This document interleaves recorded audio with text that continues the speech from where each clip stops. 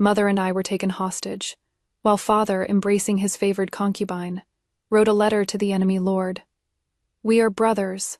My woman is your woman. Enjoy her as you please." In my past life, mother would rather die than submit, and brought me back to father's side.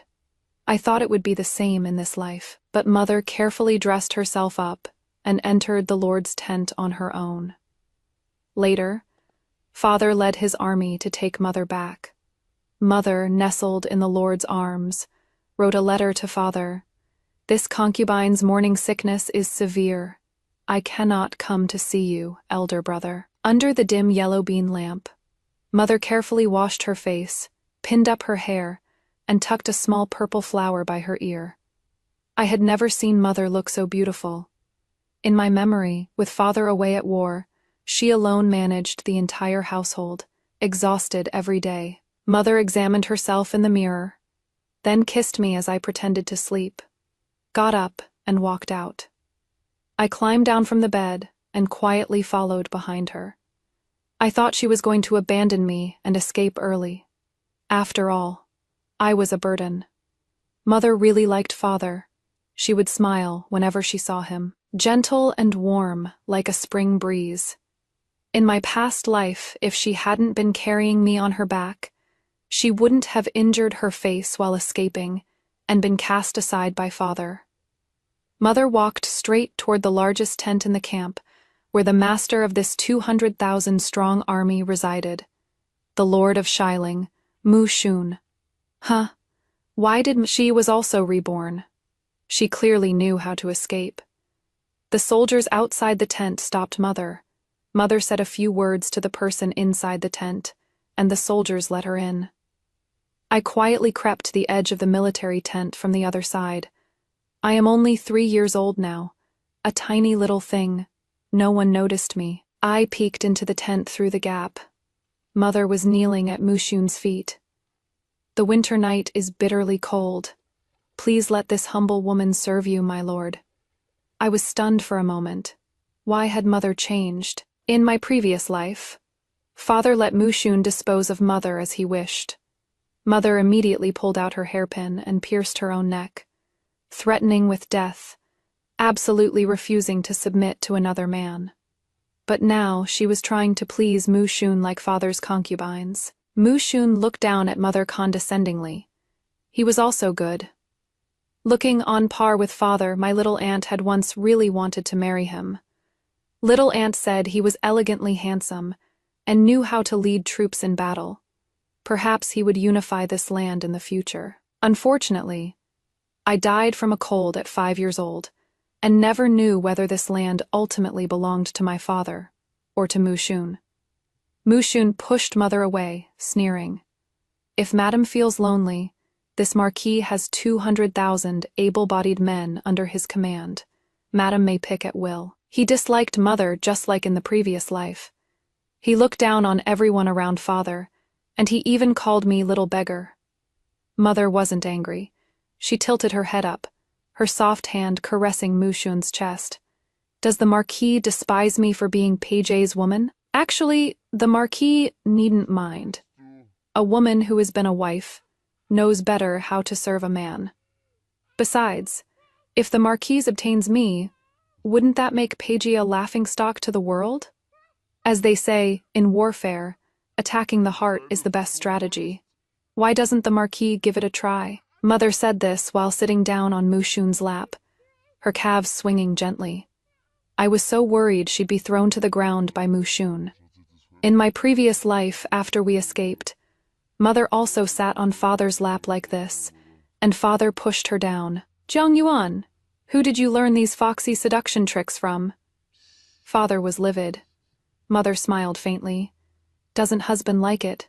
But last night I saw Rongji doing the same with husband, and husband seemed quite entranced." Father said coldly, "You are this Marquise's legitimate wife. A legitimate wife should act like one. Otherwise, how are you any different from a whore?" Father left angrily. Mother slowly got up from the ground and came to my bedside. I had just caught a cold at the time. Her tears fell on my face, So cold, so cold. Fortunately, this time Mushun didn't throw Mother off. He asked her, "You and PG were childhood sweethearts, yet you want the world to laugh at him. Why?" Mother leaned close to his ear and whispered something. I couldn't hear. I only saw that after she finished speaking, she bit Mushun's throat again, and Mushun's gaze immediately darkened. So, Mother was trying to assassinate him. I was worried Mother couldn't beat him and was about to sneak in.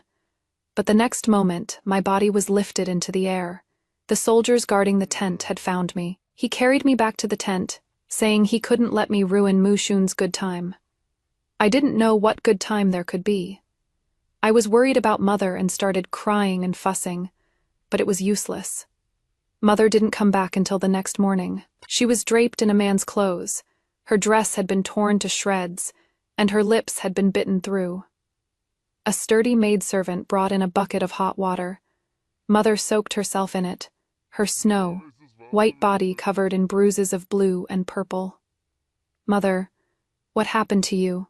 I asked her sadly. She didn't answer, only gently asked me, "Ayan, did you sleep well last night?" I wanted to tell her I didn't sleep well because I'd been worried about her the whole time. But the words reached my lips and I held back. I nodded. "Your child slept very well." After Mother finished bathing, she took out that letter. Father had written to Mushun. He couldn't read, but in both lifetimes I'd heard Mushun's people read it aloud. The letter had only a few lines. "You and I are brothers. My woman is your woman, for you to enjoy as you please." In my previous life, Mother said Mushun was lying, that this letter was forged by him. Mushun gave her the letter, and after she read it, her face turned pale. The letter was in Father's handwriting, stained with a touch of rouge. Mushun's envoy said that when Father wrote this letter, he had a beauty in his arms, enjoying himself immensely. "Mother, stop reading. I am hungry," I said pitifully. This was a letter that would break her heart, and I didn't want her to keep reading it. "All right, Mother won't read anymore." She placed the letter into the charcoal fire, and it quickly burned to ashes. For a whole month, Mother went to Mushun's tent, not returning until dawn the next day, sometimes even close to noon. I was digging for hibernating insects under the snow outside the tent when I heard the servant women gossiping about Mother. She is truly a seductress. Her ways of serving men, even prostitutes, probably can't compare. No way. She is a daughter of the Zhang clan of Runan. The Zhang clan values propriety and honor the most. Who knows? A few days ago, the Lord took her horseback riding in the wild. When they came back, her skirt was bunched up to her waist without a shred of shame. They said Mushun was such a pure and ascetic lord, but he was corrupted by my mother. If you ask me, the Lord is just using her. By now, probably the whole world knows that Peiji's woman has been bedded by our Lord. They laughed heartily. I packed some snow and threw it at them. They got up to chase me, and I fled back into the tent where Mother was brewing tea. She wiped the sweat from my face. "Where did you go to get so sweaty like this?" I really wanted to ask her why she didn't run, why she stayed here to be laughed at and cursed. But her hands were so gentle, I didn't want to make her sad. "It is nothing." I nestled in her arms. "Your child saw a little rabbit and chased it for a long time, but couldn't catch it." Mother laughed. How come you are just like your father when he was little?" She suddenly stopped talking, and her smile slowly faded. After a while she said again, "It is good for Ayan to run around more. If you are healthy, you can grow up safe and sound." I nodded hard. "Okay." I also hope that in this life I'll never catch a cold. After the snow cleared, Mushun's army continued marching south, sweeping through everything along the way. And by the time the peach blossoms bloomed, he had reached Runan. Runan is Mother's hometown, but I don't like it here at all. In my previous life, after Mother took me and escaped, we came to Runan, but my maternal grandparents wouldn't let her in. Grandfather blocked Mother outside the door. "You've been defiled. The Jiang family can no longer keep you. Just leave." Mother pulled me to kneel on the ground and explained. Your daughter resisted with her life. So Mushun didn't violate me. He only locked me up. But no one believed her. Mother also begged them for some medicine and silver. Her face was badly injured, and the two of us hadn't eaten for days. Grandfather wouldn't give a single cent either. Grandmother said, Ayuen, give the child away, then find a river to end it all. Mother held me tightly and fled stumbling, terrified that I would be taken away if she slowed down even a moment. People around threw stones and vegetable leaves at her, cursing her for being shameless. And she got even more wounds. Later, she took me and begged all the way before we could return to Father's side. At this moment, my maternal grandparents led the clan members kneeling before Mushun's army, respectfully accepting him as their lord, no longer having the backbone from my previous life.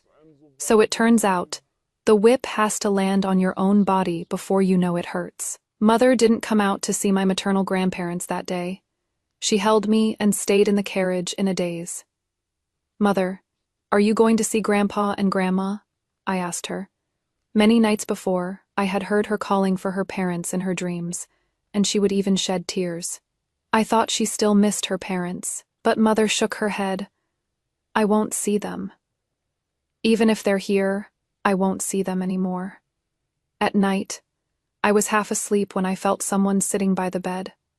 I carefully opened my eyes a little and saw it was Mushun. Because of the war, Mother and I hadn't seen him for 1 or 2 months. Mother also sensed he had come and sat up. When did you arrive, my lord? Mushun caressed her face, just now. She turned her head away. My lord, Yan is still here, don't. Mushun asked her, why don't you go see your parents? Mother was silent for a moment, and said, I don't know how to face them. Mushun asked again, you still have Peije in your heart, so you feel too ashamed to face your parents. Mother replied, Number Mushun said. It better not be. This marquis is still fulfilling the agreement with you. If you play tricks on this marquis for Peiji's sake, this marquise will never let you off easily. Mother said she would never betray him, and she swore on her life.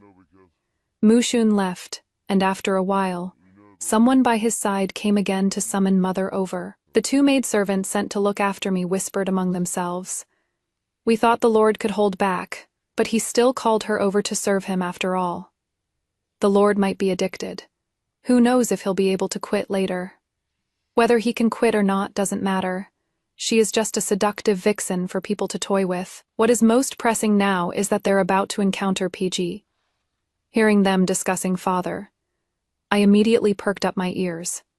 They said Mushun's next city was Yuchuan, and that Father's 200,000 troops were also marching there. They said now everyone under heaven knew Mother had given herself to Mushun, and Father definitely couldn't stand it. When Mother fell into Father's hands, she would probably be subjected to the wooden horse torture. They sighed. Ayo, the wooden horse torture. She'll be wishing she were dead then. The army rested in Runan for 9 days, and Mother went to Mushun's room for 5 nights. At dawn, Mother returned through the thin mist, then fell asleep. The maidservants gathered in the courtyard again to gossip. How could she not be tired? She clung to the Lord all night long. I had to deliver hot water several times throughout the night. But she is indeed born beautiful, so tender you could squeeze water out of her. How do you think she just couldn't hold on to her husband's heart? They were childhood sweethearts who married young. They said because of the letter Father wrote to Mushun. The whole world knew my mother wasn't loved by Father. To care for someone is to wish you could knead her into your very bones and blood. How could you possibly hand her over to someone else? But Father not only gave Mother away, he gave her to the enemy. Did he not know what that meant? In the end, they reached a conclusion. There is probably someone more beautiful than her who stole her husband's heart. Mother opened her eyes at this moment, her body trembling slightly, her long eyelashes like butterfly wings in the wind. I opened the door and bared my teeth at the servant women. chasing them all away. Mother got up to groom herself, staring at her reflection in the mirror for a long time. She touched the face that had been injured in her previous life. Mother, you are the most beautiful in the whole world, I told her earnestly. In my heart, whether she was beautiful or ugly, no matter what she became, she was the most beautiful mother. She came back to her senses and smiled at me gently. Sometimes Mushun would come to see Mother. Mother was asleep and didn't know. So I would stand by the bed and stare at him. He didn't like me. He said I had a face as detestable as Father's. I thought his eyesight was bad. Everyone said I was cute. Back when Mother and I were begging, someone even offered 10 gold to buy me. 10 gold. That is enough to buy 2 cows. Mushun gave me a sugar cake. I swallowed my saliva and took it. Just as I was about to eat it, Mother suddenly woke up and snatched the sugar cake away. What? Afraid this marquis will harm her? Mushun said with a cold sneer. Mother said no, said my teeth were bad, and my stomach was weak, so I couldn't eat anything too sticky. When the marquis has children someday, you'll understand. Parents always worry about their children. Mushun, then why don't I see Peiji worrying about this child? Isn't he her father? Mother lowered her head and said nothing, gripping the sugar cake tightly in her hand, but eventually placed it in mine. Yan, go eat it under the peach tree in the outer courtyard. Only eat half, save the other half for tomorrow. I didn't want to go, but Mother kept urging me. I walked with the sugar cake for quite a while before reaching the peach tree. I didn't understand why Mother insisted I come to such a faraway place to eat. After I ate half the sugar cake, I saw the peach blossoms were blooming beautifully, so I asked someone to help me pick the prettiest branch and headed back. I thought Mother would surely like it. Before I could even push the door open, a maidservant carried me away. As I passed by the window, I saw the bed curtains on Mother's bed were drawn. One of her hands, nails painted bright red with balsam, was tightly gripping the hanging tassels outside the curtain, but it was quickly pulled inside by another hand with prominent knuckles. I wasn't sent back until evening. The peach blossoms I had dropped at the door had already been picked up by Mother and placed in a celadon jade vase. The peach blossoms I unpicked are so pretty. Mother loves them, she praised me. Then she reminded me not to casually eat things given by others, and even if I wanted to eat them, I should tell her first. I nodded vigorously. Finally, she hugged me. My Ayan, you must grow up safe and sound. Because Mushun was often with my mother, some of his retainers worried he was too indulgent in matters between men and women. Others thought it was fine to indulge a little one, couldn't conquer the world by being austere and desireless. Besides, this was a psychological tactic against my father. They also said, anyway, this woman, whether alive or as a corpse, will be returned to Peiji in the end, so there is no need to mind. Mother said nothing, just sat quietly by the window sewing a spring dress for me. Ayan, come try it on, she called to me. I twirled in the dress in front of her. My Ayan looks so beautiful. Mother smiled, her eyes filled with nothing but me, but I always felt there was sadness in her eyes. I think she was probably remembering my death in my previous life. I caught a cold after being pushed into the lake by Rongji's child. All the physicians in the manor went to treat Rongji's child. Even though Mother was the legal wife, she couldn't get anyone to come. Back then, everyone was certain she had been defiled by Mushun's men. Even Father refused to touch her. She held me night after night, begging Father over and over again.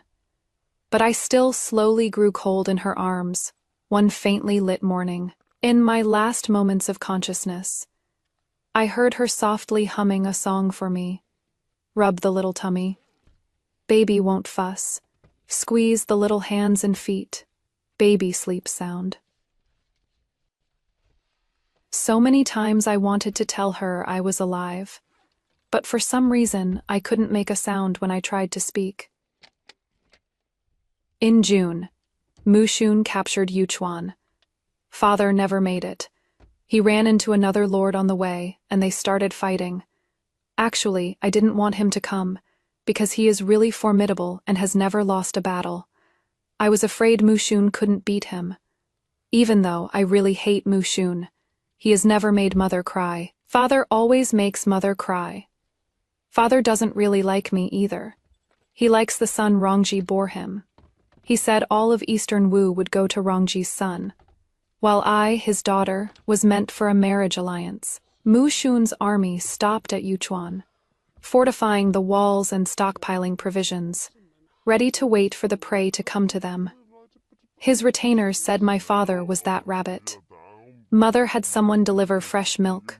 She used the milk and herbs to make ointments to apply on her body, making her skin soft and fragrant. The servant women all said she was extravagant, really acting like she was the wife of the Shiling Marquis. But Mother paid them no mind. She also personally sewed dresses in styles unseen in Yuchuan, adorning herself beautifully, turning heads wherever she went. Mu Xun hosted a banquet for the noble families of Yuchuan, and Mother came out to perform a dance. She twirled gracefully in the hall, her lovely eyes glancing about, fragrant breezes swirling around her. Even the butterflies stopped for her. In the end, she leaned into Mu Xun's arms and held a cup of wine in her mouth to feed him. Mu Xun didn't drink the wine, nor did he smile. While everyone was still stunned, he swept Mother up in his arms and left the banquet. After that night, stories of how Mother seduced and served men, like a vixen, spread wider and wider, embellished and dramatized, until even common entertainers were performing it on stage. Not long after, news came that Father had won the battle. In early September, the cotton roses of Yuchuan were in full bloom, blanketing the entire city in pink and purple. Mother picked the flowers to make into ointment for treating the scars left on me by summer insect bites. While she was boiling them, she suddenly started vomiting. I hurriedly asked, "Mother, what is wrong?" Mother looked around, and only when she saw no one was there did she whisper, "It is nothing, just choked on the smoke." I hurriedly brought water for Mother. While she was drinking, an attendant by Mu Xun's side came to invite Mother to the front hall, saying Father's envoy had arrived. Mother nodded. "Let me change my clothes first. Yesterday I heard that Father's 300,000 troops were already marching toward Yuchuan. Now half the realm was already under the PI family's control. In my previous life, not long after Mother took me back, Grandfather proclaimed himself king and named the kingdom Wei. The following year, Father was made crown prince, and Rongji became the crown prince's concubine. Mother should have been the crown princess, but she received no title at all. Before I died, Father had never gone to war with Mu Xun. In this life, many things have already changed. Mother changed into a gorgeous outfit, her makeup radiant, more beautiful than the hibiscus flowers. When they reached the front hall, she walked to Mu Xun's side and sat down. As soon as Mu Xun extended his hand, she leaned into his embrace, picked a grape, and fed it to his mouth. Mu Xun held Mother's hand. Delicious. The envoys Father sent had ashen faces. The rumors were playing out right before their eyes, and they wished they could tear Mother to pieces. They demanded Mu Xun hand Mother over to them, or else Father's army would be at the city gates. I was extremely nervous, afraid that Mother would really be taken away by them. The servant women said Mother would definitely be tortured if she went back, saying Eastern Wu wasn't like their Western Ling. Eastern Wu placed extreme importance on a woman's chastity. If a woman has an affair with another man, she will be unable to live yet, unable to die. Mu Xun asked Mother, "Are you willing to go with them?" Mother shook her head. Marquis Pei said that his woman is your woman. My lord, this concubine's heart delights in my lord, and I am willing to serve my lord for all my life. Mu Xun had Mother write a letter for the envoys to bring back to Father. Mother wrote, "This concubine has severe morning sickness and cannot come to see elder brother. Mushun's expression turned solemn upon seeing it. After the envoys left, he asked Mother, "You are pregnant," Mother replied.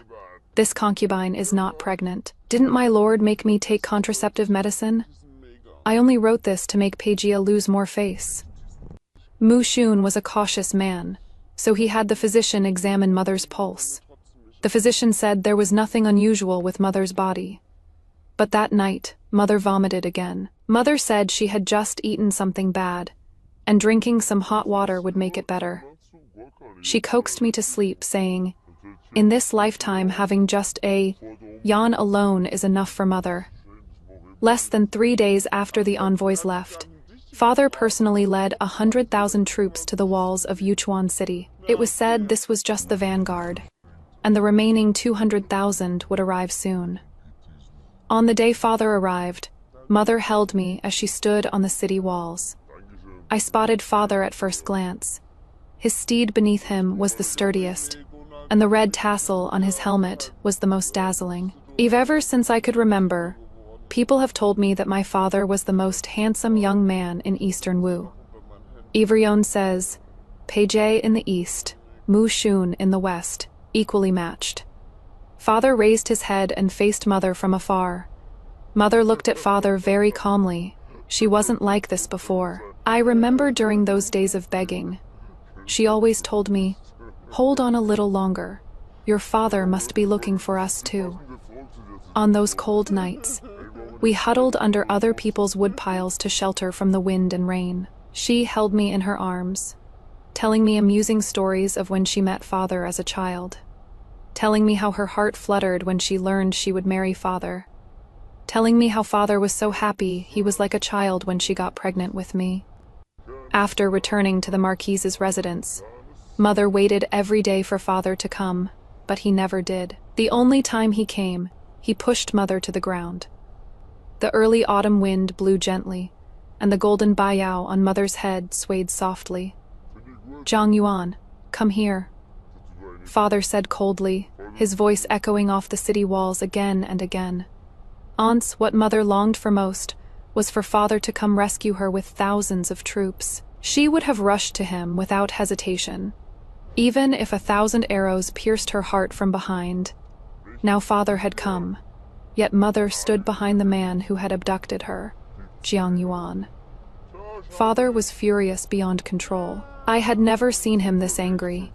Even in my previous life, when I accidentally broke Consort Rong's most beloved jade vase, he had never roared like this. The two armies clashed in battle, fighting until the sky turned dark. Mushun was strategizing at the front lines and hadn't returned to the manor for several days. The servant women cursed Mother as a femme fatale. So many people have died because of her, yet she still has the mood to brew tea and admire flowers. We said long ago she is a fox spirit reincarnated, needing to absorb enough yang energy from men before she can ascend. I angrily retorted, "Before my mother came, men were fighting too. It has nothing to do with my mother at all." They exchanged glances and gradually fell silent. In this war, Father gained the upper hand. He repelled the army Mu Shun sent out and besieged Yuchuan City. Mu Shun's retainers all urged him to return Mother and me. They had said before that Mother, whether alive or as a corpse, had to be returned to my father. I cried and told Mother we couldn't go back. Father wouldn't spare her. But Mother wasn't afraid, and even said she wouldn't let anything happen to me. I cried until I was exhausted and fell asleep in Mother's arms. When I woke up in the middle of the night, I heard Mother talking with Mu Shun in the outer room.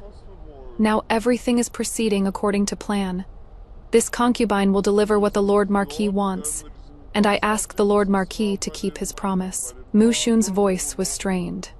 "Why must you leave? This Marquise does not fear him." Mother was resolute. This concubine still has things she must do, things that must be done personally. She asked Mu Shun, "Does the Lord Marquis believe in past and present lives?" Mu Shun, past and present lives. A Niang took Mu Shun's hand, her fingers tracing along his palm lines. "Judging from your palm lines, My lord, in your past life you were too devoted to a gentleman's righteousness.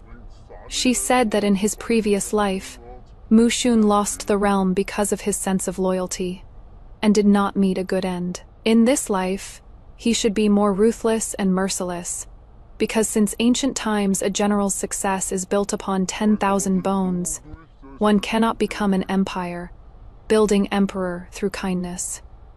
My lord should also marry soon and continue your lineage. If something truly were to happen, there would be someone to inherit this great land. Mushun asked her. Then what about Anyang replied lightly. This humble one's past life was nothing but a joke. Mushun said Nyang was being deliberately mysterious, and that he didn't believe in such things. He said Nyang might die if she went back, and told her to think it through carefully. Nyang looked at Mushun. My lord cares so much about this humble one. Could it be that you've fallen for me? Mushun froze for a moment. You and I are nothing but a transaction, a bout of pleasure between a man and a woman. How could there be any feelings? That is good then. Anyang nodded. This humble one is no good person. My lord need not worry. I have my own ways to survive by PG's side. After Mushun left, Anyang sat alone for a long time. The cool moonlight spilled in from outside the window, and she looked like a fairy about to fly away to the heavenly palace at any moment. But in the end she got up and came to my side, waving a fan to drive away the mosquitoes around me. When Mother and I left in the morning, the servant women whispered quietly, "What a pity. Such a beauty today might be her death day. This child, will she also be? Surely not. Even a vicious tiger won't eat its own cubs." I hope so. I've raised this child for most of this year, and I've really grown attached. Mother walked past calmly in my previous life. She would always cry sadly because of others' words. But in this life, she seemed to never care. Mushun watched us from afar. Mother didn't look back. That day, autumn rain began to fall, lingering and gentle. Mother held an oiled paper umbrella and led me by the hand into Father's military camp. The military camp was filled with a solemn killing intent. All the soldiers stared coldly at Mother and me. Mother looked straight ahead and walked forward firmly. I also lifted my head and straightened my back. Entering the military tent, Father was wiping his sword. The sword radiated a chilling aura, sharp enough to split a hair blown upon it, cutting iron like mud. Father looked at us coldly. He frightened me more than Father in my previous life. Mother gracefully bowed to Father and those around. This humble wife greets the Marquis, greets all the uncles. No one paid her any attention. Father ordered everyone to leave. I was also carried out of the tent. This time I didn't cry or fuss. I believed in Mother. Before long, Father's angry voice came through. You and I married at 17. We've been husband and wife for 7 years. How could you not know I wrote that letter deliberately to provoke Mushun? You've heard of his temperament too. As long as you resisted to the death, he surely wouldn't have done anything to you. But why did you give yourself to him? Why did you make me the laughingstock of the world? I wanted to tell him. In my past life, Mother did exactly that. But what difference did it make? Father, you still abandoned Mother anyway. I thought Mother would explain, but I heard no sound. After a while, Father's voice came. What are you taking off your clothes for? What? Trying to use this kind of trick to make me spare you? The uncles outside the tent looked embarrassed. Then Mother's voice came.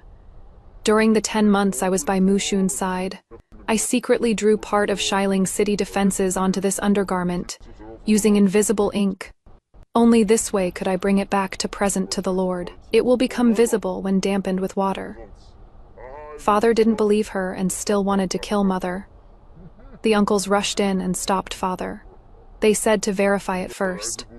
If Mother was deliberately deceiving, it wouldn't be too late to kill her then. Mother and I survived. But that same day, Father also gave Mother a divorce letter.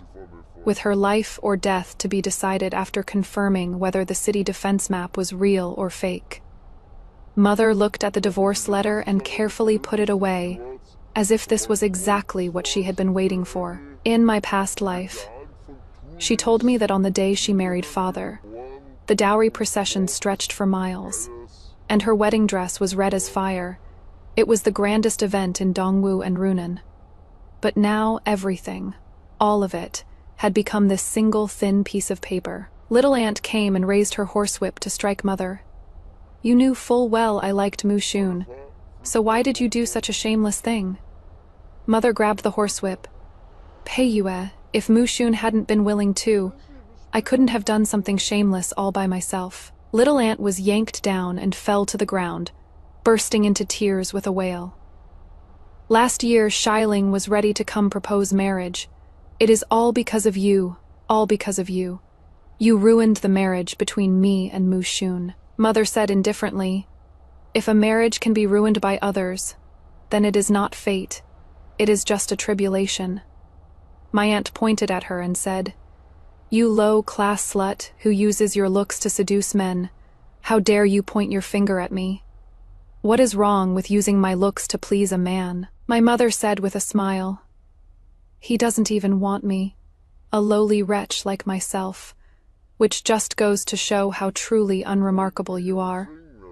She made Little Aunt so angry she couldn't speak, and in the end she stormed out of the tent. Mother slowly sat down, covering her stomach with her hand, her brows slightly furrowed. I hurriedly poured water for Mother. It had been about half a month since she last brewed medicine with Cotton Rose, but I still often saw her holding her stomach like this. At night, Mother used clothes to partition off a space in the tent and let me sleep inside, then fed me some medicine saying it was an antidote. But the next moment she changed her words and said it was for warding off chills. Then she added a bit of powder to the lamp oil, and the tent gradually became sweet and fragrant. Mother carefully groomed herself in front of the water in the wooden basin. She applied beautiful lip rouge, styled her hair prettily, and pinned a small pink flower at her temple. Just like before she went to see Mu Shun on that snowy night. I had a dream. I dreamed Father came at night, gripping her neck and asking if she really was carrying Mu Shun's child. Mother said no. Said that letter was written under Mu Shun's coercion. It was a psychological ploy. She let Father touch her flat belly, saying she hadn't lied to him. The oil lamp burned fiercely, its fragrance filling the air. Before long, someone kicked the lamp over, and the surroundings caught fire, the raging flames lighting up half the sky.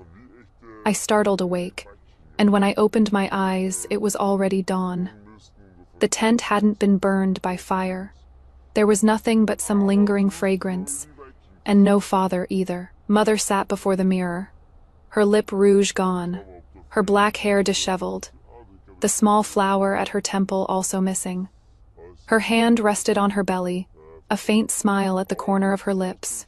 Father withdrew his troops from Yuchuan. The uncles said it was fortunate this battle didn't actually break out.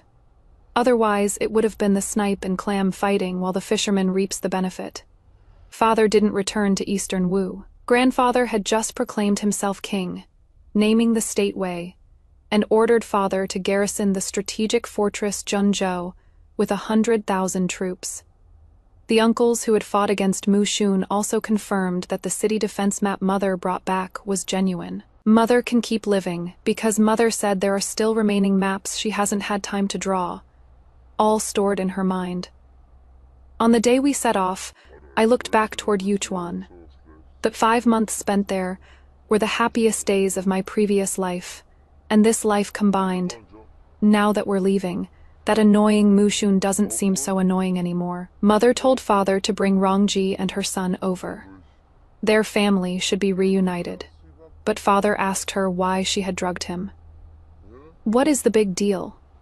Didn't your Highness enjoy it too? The tent was nearly brought down by your Highness."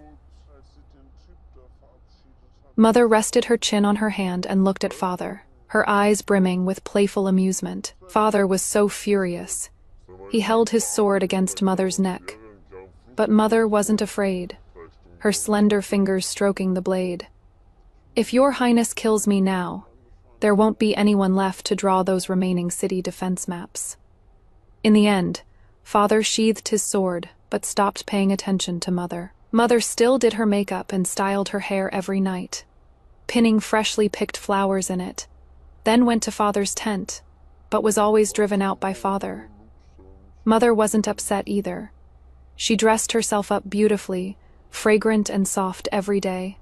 She smiled whenever she saw Father, just like in her previous life. Everyone thought Father, and she still had lingering attachments, so no one dared to secretly harm her. She even took the initiative to give silver for drinks to the soldiers, and servant women watching over us, and even helped treat some troublesome minor ailments.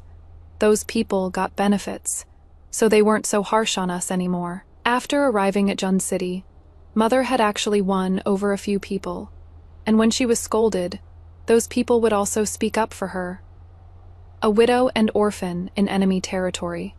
How could they survive without flattering the enemy? Die. Easy for you to say.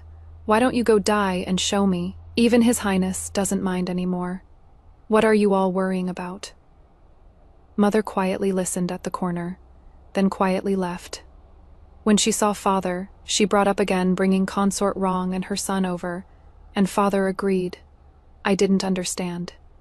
In my previous life, Mother extremely disliked Consort Rong, so why did she insist on seeing her? Before Consort Rong arrived, Uncle came first.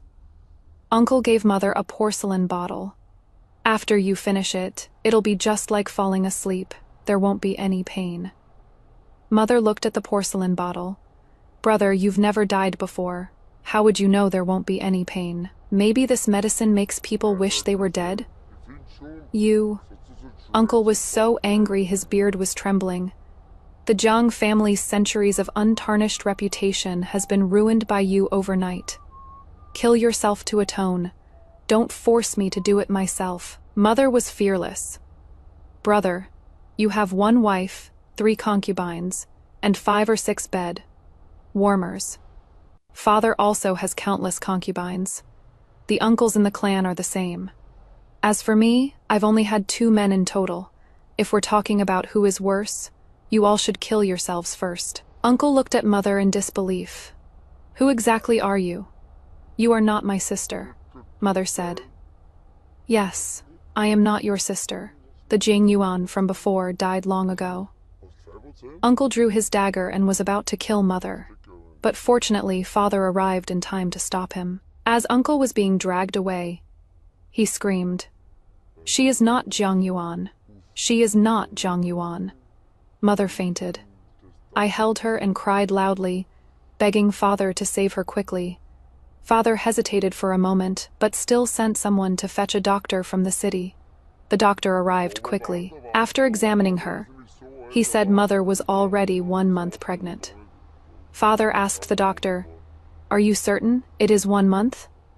The doctor nodded affirmatively. "This old man wouldn't dare deceive your highness. If your highness doubts my medical skills, you may invite others for a second opinion." But Father told the doctor not to spread the news about Mother's pregnancy. I looked at this doctor and felt he somewhat resembled the medical officer who treated Mother back in Yuchuan. After Father left, I asked Mother, "Am I going to have a little brother or sister?" Mother said, "There won't be one." Mother said before, having just you, Yanner, is enough.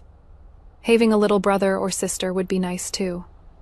I said sincerely, because I don't know how long I can live in this life. If I die young, like in my previous life, then a little brother or sister could keep Mother company, so she wouldn't be too heartbroken.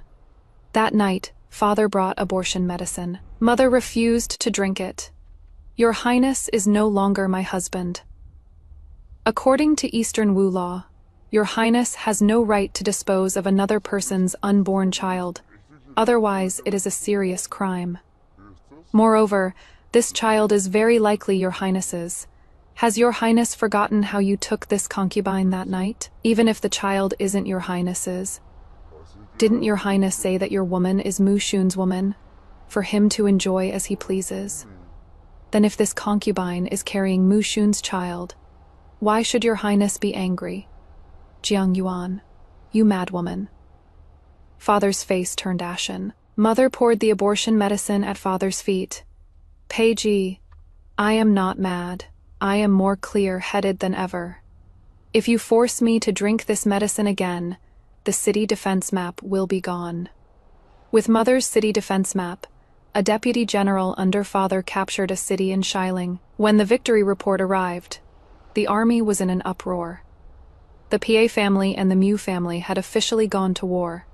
They had once suspected that Mother had been turned by Mu Shun, but now that suspicion was lifted, I listlessly threw pebbles by the water's edge. I seemed somewhat unhappy, yet didn't know why I was unhappy. Suddenly, I was lifted up by someone. It was Father. He carried me into the room and warned me not to go near water in the future. Father had a dream last night. I dreamed you fell into the water and caught a chill and couldn't be saved. I was somewhat surprised.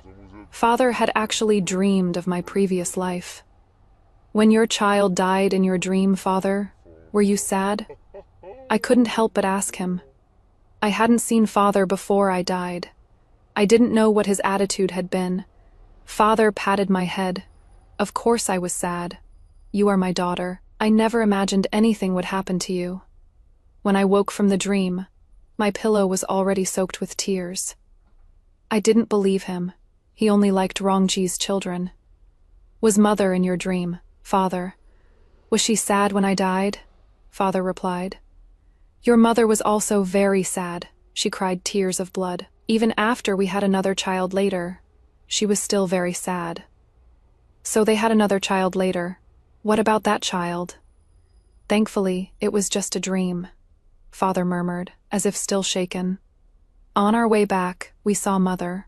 She stood under the corridor, quietly watching us. The breeze brushed against her hair. She was gentler than the wind. Father walked over. Perhaps he thought of Mother's sorrow in the dream, and for once showed her a kind face. It is getting windy. Let's go inside, Mother answered softly. All right. That evening, Rongji and her son Peishuan arrived. Rongji happily threw herself into Father's arms, pouring out how much she had missed him. Mother slowly walked toward her and smiled under Rongji's puzzled gaze. Rongji, you've finally come. I've been waiting for you for so long. She then bent down and touched Peishuan's little face. Schwaner, long time no see. Peishuan shoved Mother away. My mother said you are a whore, very dirty. Don't touch me. Father coldly swept a glance at Rongji. Rongji immediately knelt before Father, on the verge of tears. Your Highness, please see clearly. This concubine never said that. I heard it on the way here. She was always like this before. Whenever there was any dispute with Mother, she would kneel before Father first to plead guilty, and Father always believed her. Father looked like he was going to believe her this time too, but Peishuan was unconvinced. Mother, you did say it. You said she was a whore, a woman Father didn't want, and you also said sister was a little whore, telling me not to play with her. Rongji still wanted to explain, but Father told her to get lost, then put her under house arrest. I thought Mother would be very happy. In the previous life, Rongji had never been put under house arrest by Father. But Mother remained indifferent. She said a slap was nothing compared to the pain of having one's heart gouged out. After saying that, she quietly drew the defense map of Xiling under the lamp. I asked her if she could stop drawing. I didn't want Mu Shun and Father to go to war, Mother said. Yenner, be patient a little longer. Everything will be over soon. When Rongji was in confinement, Mother pinned a flower by her temple again. She played the chin under the moonlight. Father listened from upstairs. She didn't come back at night. The people taking care of me said she went to Father's room. They said, didn't His Highness divorce her? You don't get it, do you? This is called, a wife is not as good as a concubine. A concubine is not as good as a stolen lover. Without the husband-wife relationship, it is actually more exciting. They all say Rongji's methods are clever, but the way I see it, she is far more formidable than Rongji. But I also feel she is quite pitiful. They said that their mother, who was originally a noble lady from a prestigious family and a legitimate wife, ultimately ended up disgraced and engaging in secret affairs. The next day, though mother returned somewhat tired, she still sat down to draw. It is just that I thought what she drew looked like our Jun city, because I saw the traveling palace where we lived. She went to father's chambers for several days in a row, and after a few days, the drawing of Jun City was nearly finished. After Rongji's confinement was lifted, she came to see mother. She stood at the doorway and said to mother, "Don't get too smug. Since I could make His Highness abandon you once, I can make him abandon you a second time." Mother looked at her with a smile. "That kind of beast. If you like him, take him." Rongji's expression changed, and she hesitated for a moment. You actually called His Highness a beast," Mother said innocently. "I didn't. It was clearly you who was cursing just now. If you don't believe me, ask the people behind you." Rongji turned around only to discover two servant women standing behind her, who had appeared at some unknown time. Everything she had just said had been heard, and so the rumor spread. Everyone in the traveling palace said Rongji was dissatisfied with being confined by father, and had cursed him. No matter how Rongji tried to explain, it was useless. Father confined Rongji once again. I happily told mother. Mother said to me, "Yaner, sometimes confinement isn't a punishment, but a form of protection." Mother's belly gradually grew bigger, and that doctor who looked like a court physician came to check her pulse every 7 days. When the first snow fell, the doctor came again, and the apprentice by his side was different from before. I looked carefully, and thought this apprentice looked somewhat like Mu Shun. Mother was also a bit surprised, but she said nothing. The physician went out to write a prescription, and the apprentice stayed in the room. I sneaked back and saw the apprentice ask mother, "This child is mine, isn't it?" Mother replied, "My lord has witnessed with his own eyes this concubine taking the contraceptive medicine every time. How could this concubine possibly have my lord's child?" The apprentice didn't believe her. "Contraceptive medicine isn't foolproof either. Come back with me. I'll marry you." Mother's brows and eyes curved into a smile. "Sure, then please offer the realm as the betrothal gift. My lord, this concubine will only be empress." "All right, wait for me," the apprentice agreed. After they left, mother murmured, "To take such a great risk coming here, but Mu Shun, I am really not a good person." When the first snow fell, father's lieutenant brought news of defeat. Shiling counterattacked, and 30,000 Wei soldiers were buried in the snow. After this defeat came one loss after another. The uncles even lost some of eastern Wu's cities. Grandfather was furious, ordering father to defend Jun City at all costs. It was Wei's lifeline. Some suspected there was a mole, and father's strategist once again cast suspicion on mother. Mother knelt before father and requested to be confined. Father locked mother up, and Rongji was very happy, saying mother was just a fool. But after mother was confined, Wei still kept losing, and Shiling's elusive attacks often caught the Wei army off guard. By February, Mu Shun led an army of 300,000 to the gates of Jun City. On this day, mother also had a miscarriage. Pei Xuan bumped into her while running. I was so angry I fought with Pei Xuan, pinning him down hard and biting him. Then I saw blood beneath mother. Mother said to me with a deathly pale face, "Yaner, go get someone." Mother delivered a stillborn. They said it was a baby boy. The midwife said it was because mother had taken too many medicines she shouldn't have, and this child was destined not to survive. Mother wasn't very sad, as if she had known all along. Father came to see her. "We'll have more children in the future."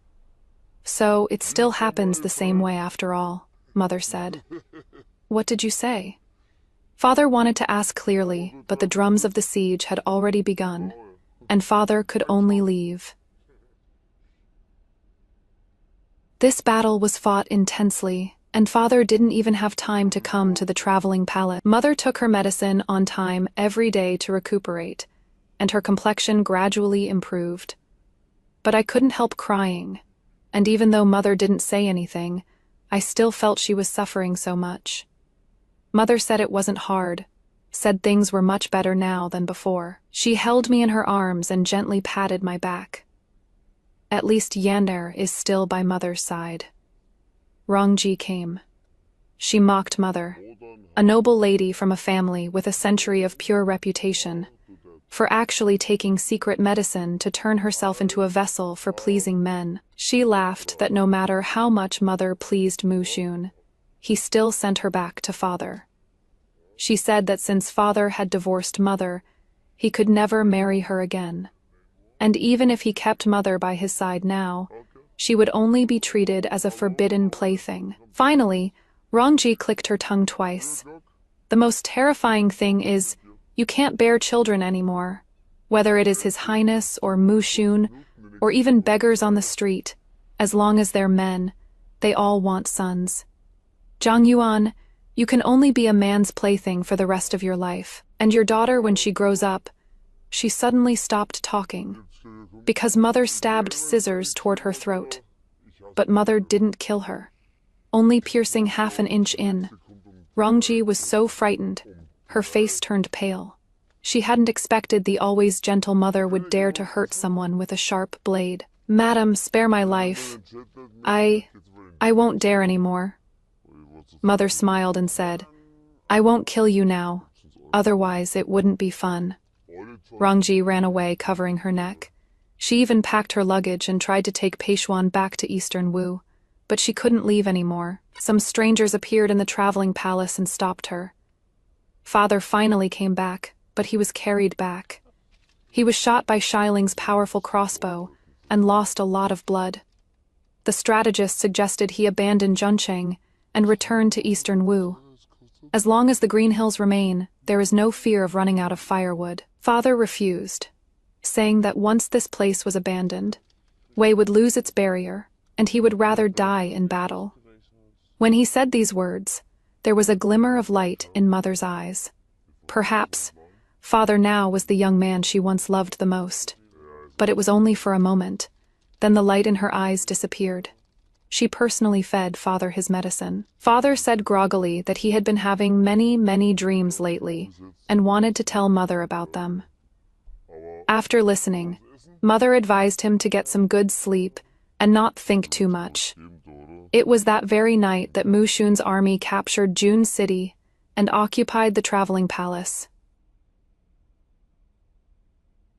I slept too deeply that night and didn't know what. Later, I heard the story of that night from the servants.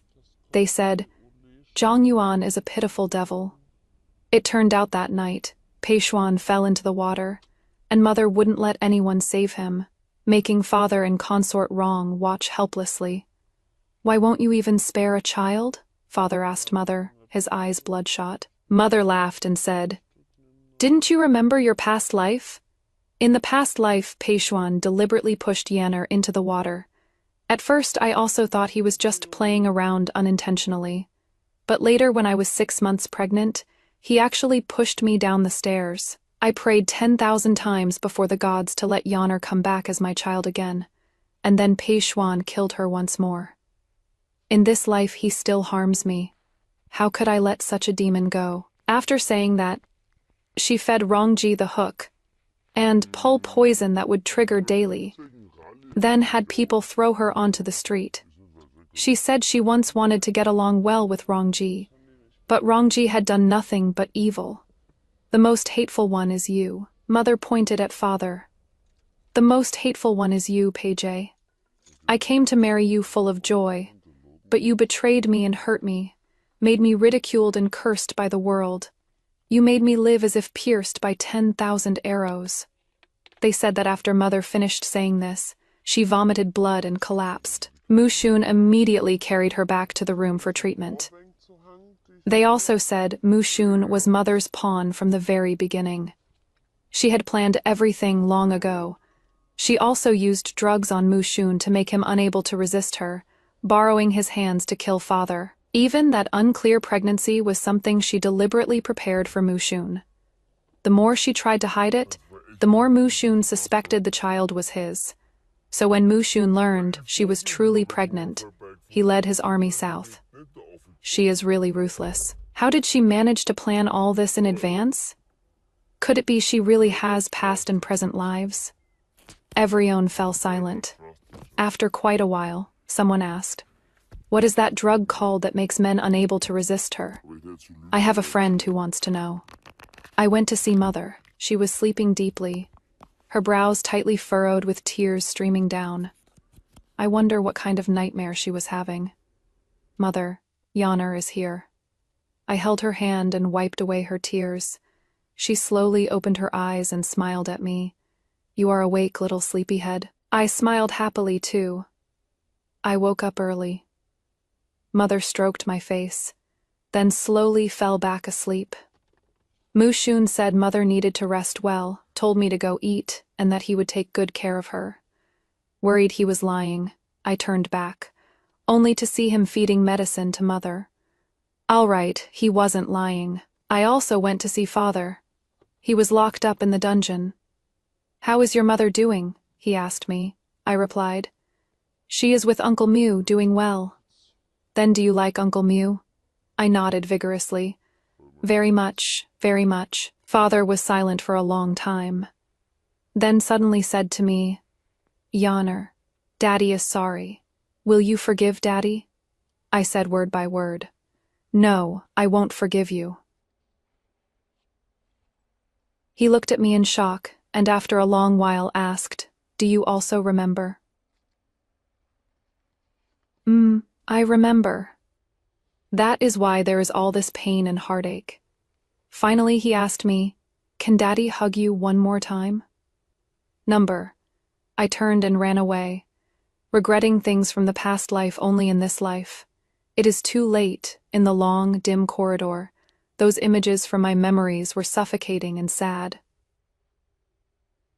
I ran and ran until I stood in the light. Even though the weather was very cold, it didn't scare me.